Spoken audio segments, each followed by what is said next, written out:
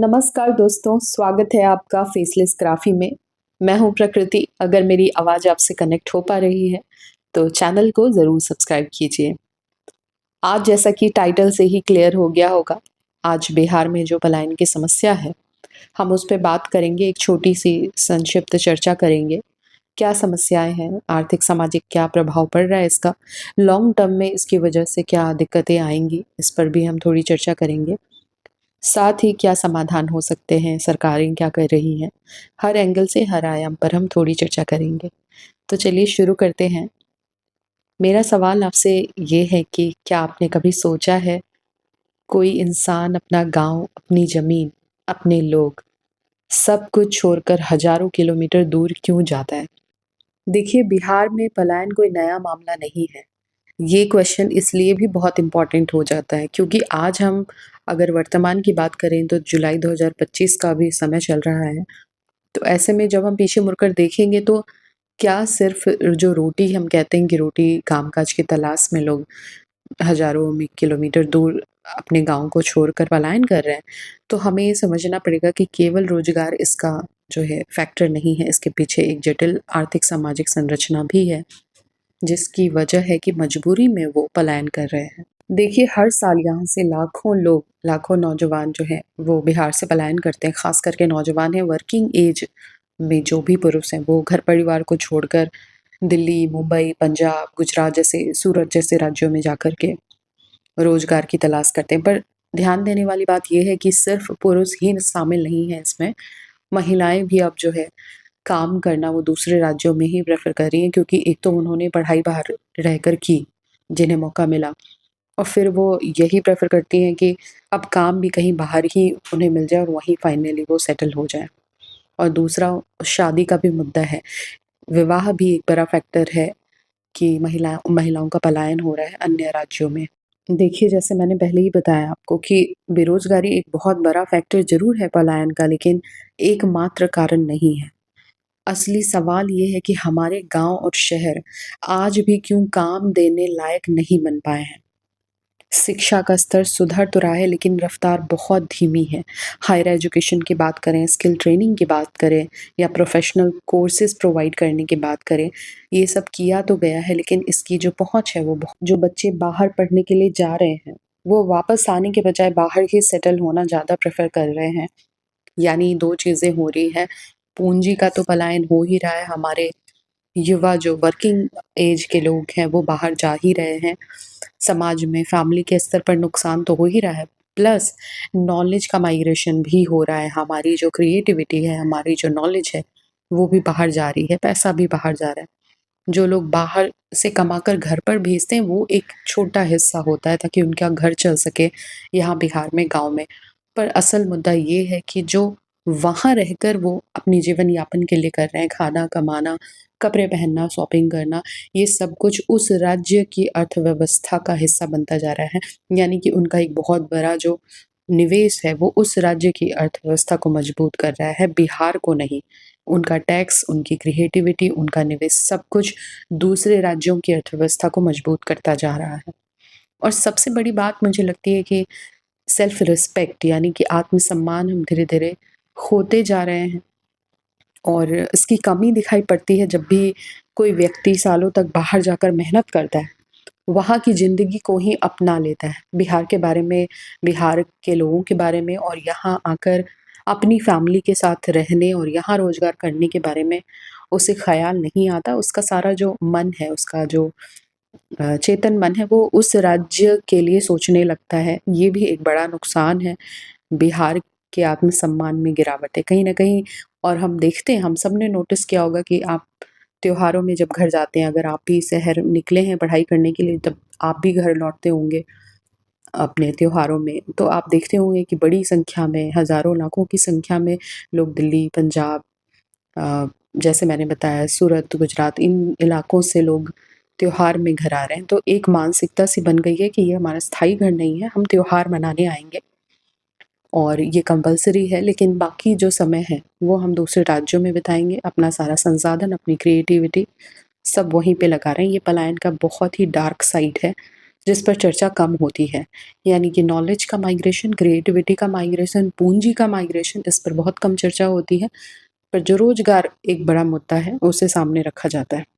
थोड़ा-सा आंकड़े भी हम आँकड़ों के आधार पर भी बात करते हैं। देखिए, अभी 2011 की जनगणना के आंकड़े ही हमारे सामने हैं। तो उस टाइम उस जनगणना के मुताबिक भी अगर बात करें तो बिहार से लगभग 21 लाख लोग दूसरे राज्यों में प्रवास कर चुके थे, और अब जबकि उससे आगे 2011 से आगे 14 साल और हो चुके हैं, 2025 की बात करें तो 50 लाख के ऊपर ये आंकड़ा पहुंच चुका है। यानी कि 50 लाख लोग अन्य राज्यों में प्रवास कर चुके हैं अब तक बिहार से।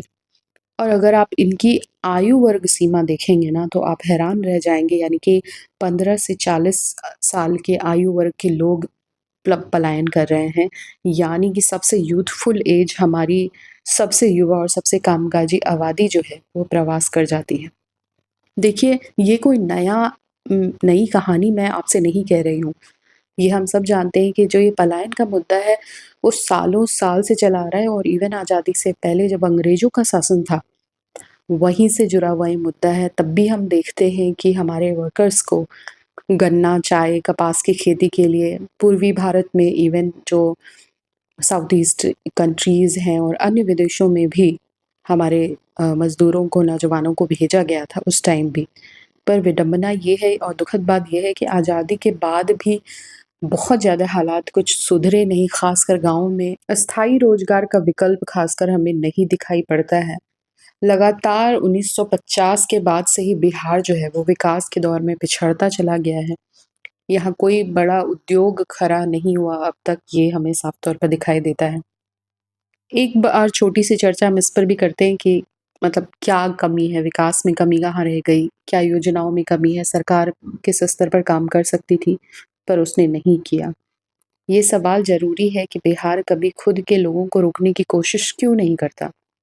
उद्योग लगाए जाने की योजनाएँ हो गई, ये सब कुछ अटकी पड़ी हैं, और कयास लगाए जा रहे थे कि उद्योग लगाए जाएँगे।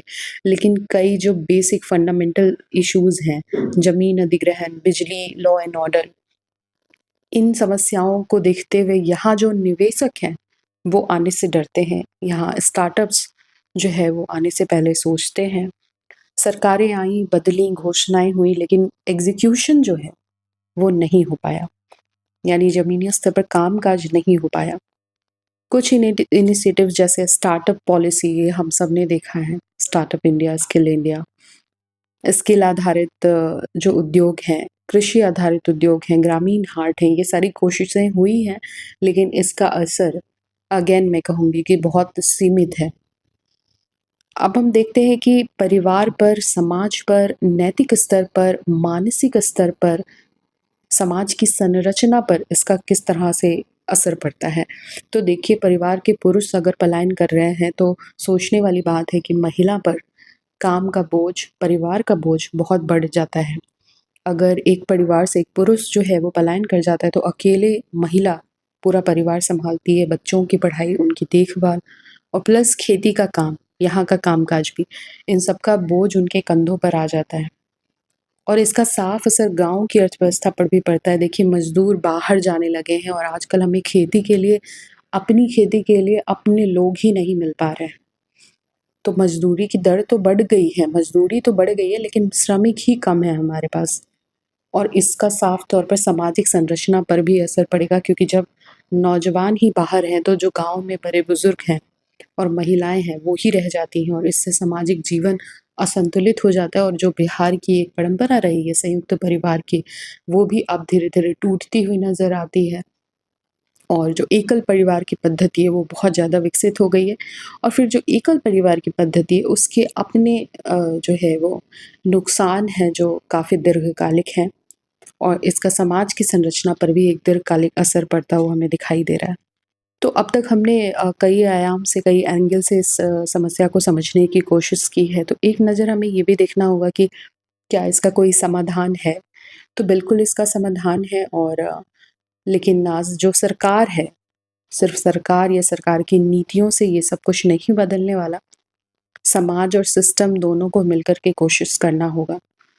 अब क्या कोशिश किया जा सकता है? तो स्थानीय रोज़गार को बढ़ावा देना होगा, ये बात बिल्कुल स्पष्ट है। अगर हमें स्थानीय रोज़गार मिले यानी लोकल स्तर पर गाँव में ही हमें ऐसा रोज़गार मिले, जो हमें जीवन यापन के लिए एक सस्टेनेबल फ्यूचर प्रोवाइड करे, तो बिल्कुल पलायन जो है वो रुक जाएगा कुछ हद तक।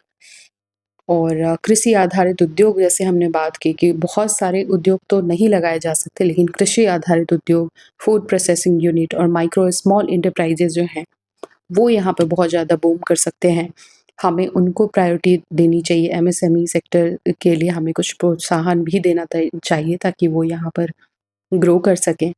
स्किल डेवलपमेंट की बात कीजिए तो हर क्षेत्र में इम्पॉर्टेंट है, पर ख़ासकर गाँव में जो स्किल डेवलपमेंट है वो पहुँचना चाहिए। अगर गाँव तक हमने टेक्निकल, डिजिटल और प्रोफ़ेशनल ट्रेनिंग पहुँचा दी, तो गाँव डेफ़िनेटली आगे बढ़ेगा। और एक और जो कॉन्सेप्ट है रिवर्स माइग्रेशन का, हमें उसके बारे में सोचना है, यानी इस गाँव से शहरों की ओर तो पलायन हो रहा है, पर ऐसा हम क्या करें कि शहरों से गाँव की तरफ पलायन हो। इसके लिए हमें कुछ ऐसा एनवायरनमेंट क्रिएट करना होगा कि गाँव में आकर लोग बिज़नेस लगाने को राज़ी हो जाएँ, ऐसी सुविधा उन्हें दी जाए। यानी बैंकिंग, मार्केटिंग और सपोर्ट सिस्टम जो है, वो सब हमें बहुत ज़्यादा बूस्ट करना पड़ेगा गाँव में। और एक और जो अभी जो डिजिटल क्रांति है उसके बिना कुछ भी पॉसिबल नहीं है। तो इंटरनेट और डिजिटल इंफ्रास्ट्रक्चर को बहुत मजबूत करने की ज़रूरत है, जिससे गाँव से ही डिजिटल काम सारे संभव हो सकें। अब देखिए ऐसा भी नहीं है कि कुछ भी काम नहीं हुआ या फिर ऐसे युवा नौजवान अब बचे ही नहीं जो बिहार में आकर काम नहीं करना चाहते, ऐसा भी नहीं है, बल्कि हमें कई एग्ज़ाम्पल्स देखने को मिले हैं जहाँ आज भी कई युवा बिहार लौटकर स्टार्टअप्स चला रहे हैं, नए-नए आइडियाज़ लेकर आ रहे हैं ताकि उनका अपना जो क्षेत्र है, उनका अपना जो गाँव है वो विकास कर सके। खेती को एक नया रूप दे रहा है, शिक्षा को गाँव तक ले जाने के लिए अलग-अलग तरीके से डिजिटल प्लेटफ़ॉर्म्स के ज़रिए ऑनलाइन हर तरीके से हर प्लेटफ़ॉर्म पे काम कर रहे हैं। तो बदलाव धीमा ज़रूर है लेकिन हो रहा है इस क्षेत्र में काम, और ये सब ओवरऑल मिलके जब काम होगा इन सारे फैक्टर्स पे, तब जाकर के पलायन जो है वो रुकेगा। तो हम कुछ ऐसा प्रयास करें हम सब मिलकर कि पलायन जो है वो मजबूरी ना रहे बल्कि एक विकल्प बन जाए। यानी हमारे सामने ये चुनाव हम कर सकें कि हमें जाना है, लेकिन अपनी इच्छा से, यानी जो लोग जाना चाहते हैं वो केवल जाएँ, लेकिन मजबूरी में नहीं। और ऐसा तब होगा जब हम अपने गाँव, अपने क्षेत्र में उन्हें रोज़गार और हर तरह की जो सुविधा है वो प्रोवाइड कर सकें। तो आशा करती हूँ मेरी जो ये एक संक्षिप्त चर्चा रही और हर एंगल से हमने बात करने की कोशिश की है, संक्षिप्त में ही सही पर हर आयाम को हमने टच किया है। ये आपको पसंद आया होगा और अगर ऐसा है तो इस वीडियो को ज़रूर लाइक करें। साथ ही मुझे कमेंट में भी बताएँ कि इस टॉपिक पर आपकी क्या राय है, आपके क्या सुझाव हैं और ख़ास करके और किस टॉपिक पर आप मुझसे जानकारी चाहते हैं। और हाँ, जैसा कि मैं हर वीडियो में आपसे कहती हूँ, अगर आप एक सीरियस व्यूअर हैं, जो समझना चाहता है, ना कि सिर्फ़ डिबेट देखना, तो ये चैनल आपके लिए है। लाइक और कमेंट ज़रूर करें। मैं हूँ प्रकृति, मिलती हूँ आपसे नेक्स्ट वीडियो में। तब तक के लिए फेसलेस ग्राफी को ज़रूर सब्सक्राइब करें।